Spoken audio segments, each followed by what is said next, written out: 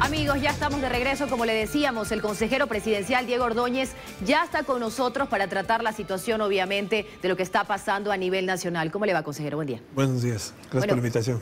Gracias a usted por venir. Ayúdenos a entender un poco, porque nosotros salimos a la calle, hacemos nuestra cobertura, vemos que en algunos lados hay manifestantes, en otros lados no hay manifestantes.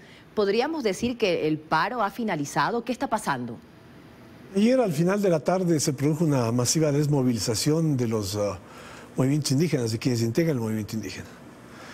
Y se vio, fue notorio, fue evidente, nosotros hicimos un seguimiento de toda esa desmovilización. ¿Cuántos se fueron? La gran mayoría, casi la totalidad, abandonaron la ciudad. Y fue evidente porque además hubo convocatorias incluso de dirigentes de los indígenas en donde decían hay que regresar a las comunidades. El presidente en su cadena de horas antes había pedido a los indígenas que fueron traídos a Quito que abandonen Quito por razones de seguridad.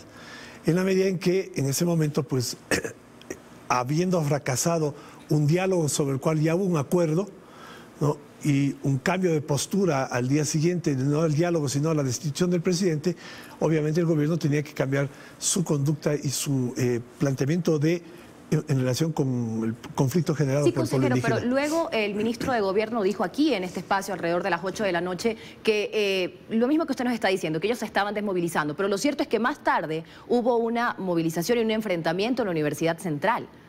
O sea, ¿se fueron? ¿No se fueron? ¿Quedan un grupo? No, había rezagos, ¿no?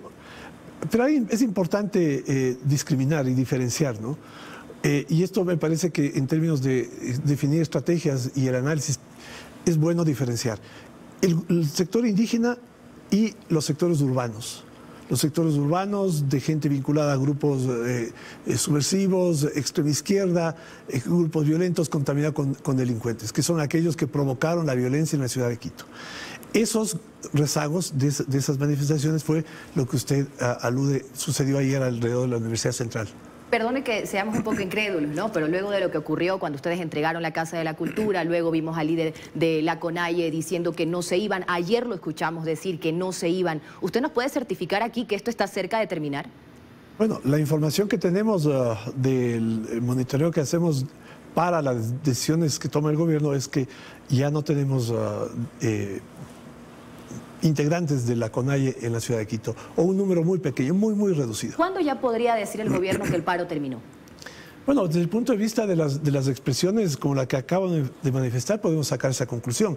Obviamente, pues hay dirigentes o sea, ¿hoy podemos decir que el paro terminó? Bueno, no hay las paralizaciones, no hay la presencia del sector indígena, los líderes indígenas no han expresado pues una convocatoria, ni vemos manifestaciones como las que se produjeron hasta ayer al mediodía. Pero ayer la convocó el señor Leonidas Issa. Bueno, la pregunta es cuánto de esa convocatoria tiene respuesta. Y mire, Dayana, en esto es muy importante, ¿no?, establecer por qué se produce esto, ¿no? ¿Por qué se produce eso? Y yo creo que es muy importante además analizar con cuidado lo que el presidente dijo en la cadena del día de ayer. El presidente informó que se entregó la Casa de la Cultura en un acto de buena voluntad en el propósito de llevar a cabo un diálogo que se efectuó el día jueves a partir de las 13 horas y se extendió por 10 horas. ¿Con el señor Issa? Con una delegación del señor Issa. Okay. Se concretaron acuerdos.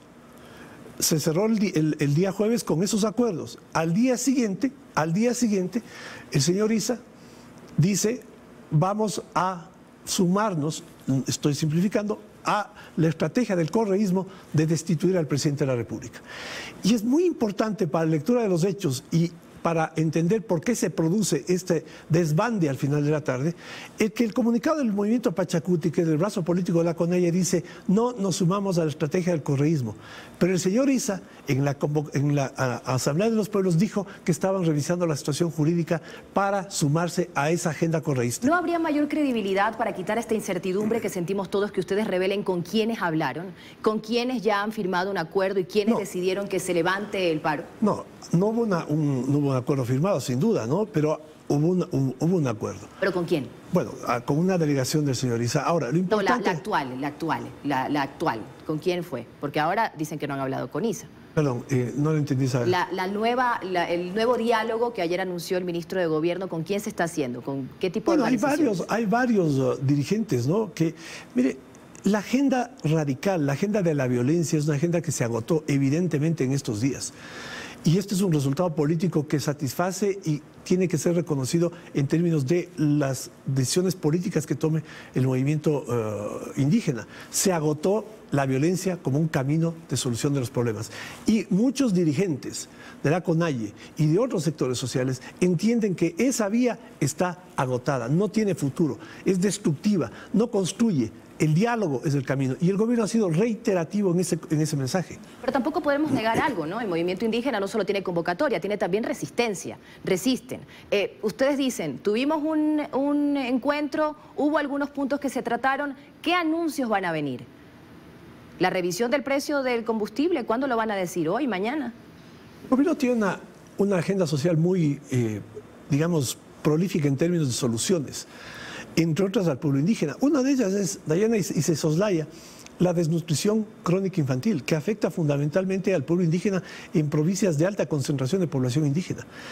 Hay agenda social de trabajo en acciones del Ministerio de Inclusión Económica, en la propuesta del crédito productivo.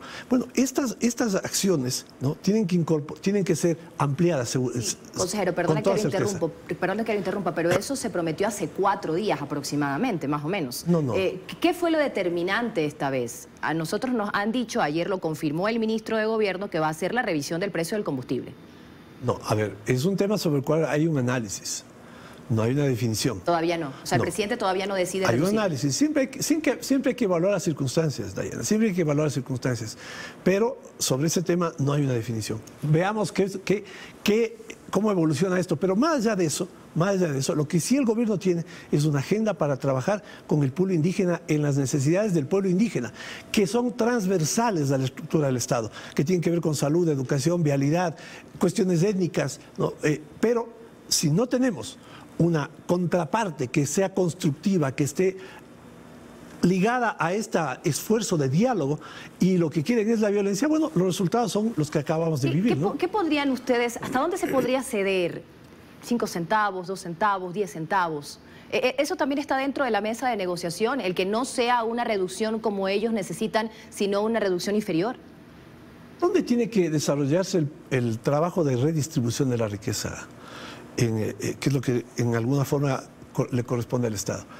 ¿A través de subsidiar a los que pueden pagar o a través de subsidiar a los que no pueden pagar? O sea, la focalización podría ser una salida. Me refiero a otras áreas donde se redistribuye riqueza. Educación, salud de calidad. ¿Y la focalización del precio del combustible? La focalización hemos visto que no funciona, no son mecanismos. Tengo poco tiempo, quiero preguntarle también por lo que podría pasar hoy en la Asamblea Nacional. ¿Tuvieron conversaciones con la izquierda democrática, con Pachacutic, para que ellos lleguen a la resolución tajante de no apoyar lo que quiere UNES? Me parece que lo más meritorio de la reacción, tanto del Partido Social Cristiano, Izquierda Democrática, Pachacutic, que fue una reacción espontánea frente a una agenda golpista. O sea, no hubo ningún acuerdo en medio. No, hay simplemente la evidencia de que no se puede construir un país, estabilidad, atentando contra las instituciones. Y eso me parece a mí que es mucho más meritorio en la reacción política de estas organizaciones. ¿A su criterio hoy quedaría enterrada la decisión de destituir al presidente? Nació muerta esa intención. El golpismo fracasó y por eso es que sucedió lo que sucedió el día de ayer. En el momento en que la dirigencia indígena, la más alta dirigencia indígena, se vinculó a esta estrategia, en vez de buscar la solución por la vía del diálogo, en la cual estábamos muy bien encaminados, se asocian a la agenda golpista del correísmo, bueno, este es el resultado. Tanto así que hay dirigentes históricos y dirigentes actuales que le dicen a Rafael Correa, saque sus manos del movimiento indígena. Aunque usted no nos quiere decir de manera tajante, sí le voy a preguntar, ¿va a haber algún tipo de pronunciamiento del presidente de la República, alguna cadena nacional donde se va a confirmar que el paro ha finalizado? Bueno, el presidente ayer hizo algunas puntualizaciones en torno de esto. Vamos a analizar el día de hoy, como hemos venido haciendo durante los últimos 15 días, el estado de la situación y veremos qué decide el presidente y el área de comunicación. ¿Y la situación del precio del combustible? Vamos a ver. ¿Todavía no? No. ¿El presidente ya no tiene COVID? No, está ya... ¿Está bien? Sí. Sí, es que lo vimos ayer en unas imágenes. Bueno, un poco congestionado, ¿no? Okay. Bastante congestionado. Muchísimas gracias, consejero. Estuvo con nosotros el consejero de Gobierno, Diego Ordóñez, hablando sobre la situación del país, analizando sobre lo que está ocurriendo en el paro nacional.